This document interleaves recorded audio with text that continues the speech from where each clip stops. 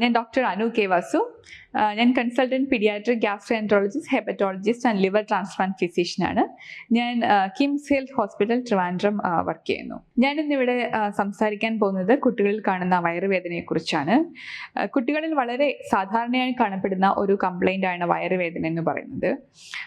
സാധാരണയായി രാവിലെ സ്കൂളിൽ പോകുന്നതിന് മുന്നേയും അല്ലെങ്കിൽ ഭക്ഷണം കഴിച്ചുകൊണ്ടിരിക്കുമ്പോഴൊക്കെ അവർ വയറുവേദന കംപ്ലൈൻറ്റ് ചെയ്യുന്നത് വളരെ സാധാരണമാണ്.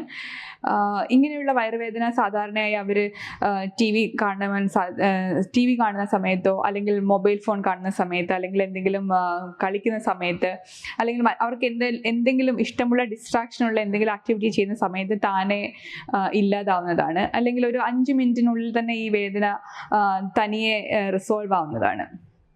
ഇങ്ങനെയുള്ള വയറുവേദന പേടിക്കേണ്ട ഒരു അസുഖമല്ല.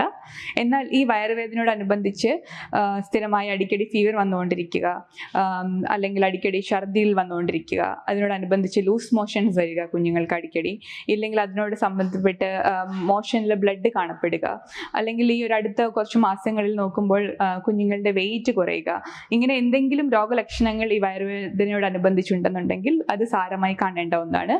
അങ്ങനെയുള്ളൊരു സിറ്റുവേഷനിൽ ഡെഫിനറ്റായിട്ടും നിങ്ങൾ അടുത്തുള്ള ഡോക്ടറെ കൺസൾട്ട് ചെയ്യേണ്ടതാണ്. കുഞ്ഞുങ്ങളിൽ സാരമായിട്ടുള്ള വയറുവേദനയാണെന്നുണ്ടെങ്കിൽ രാത്രിയിലും ചിലപ്പോൾ സിംറ്റംസ് ഉണ്ടാവാം. അവർ രാത്രിയിലും ഉറക്കത്തിലും ബുദ്ധിമുട്ടുണ്ടാക്കുന്ന തരത്തിലുള്ള വയറുവേദന അവർക്കുണ്ടാവുന്നതായിരിക്കാം.